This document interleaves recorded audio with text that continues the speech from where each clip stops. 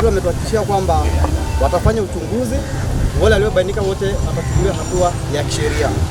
Tunaungana naye kabisa kwamba wapatikana wao kama wao waadhibiwe. Ndio maana tumemkaribisha pia, tukasema ushirikiano, tutashirikiana kwa pamoja.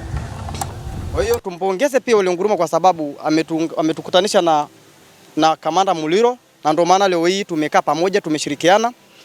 Kwa hiyo tufanye kazi zetu bila kuingiliwa. Lakini vile vile Kamanda Muliro pia angewasa wananchi wa Tanzania bila kutuhukumu kwa kabila, kwa sababu bado Kamanda Muliro pia angetuambia tu kwamba naye pia atoe tamko kwamba uchunguzi unaendelea.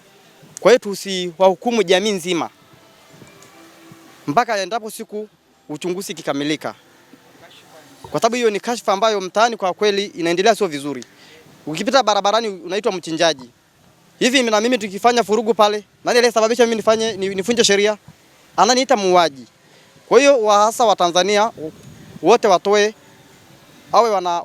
wasubiri ya uchunguzi, mtu aliyefanya kosa yeye kama yeye achukulie hatua.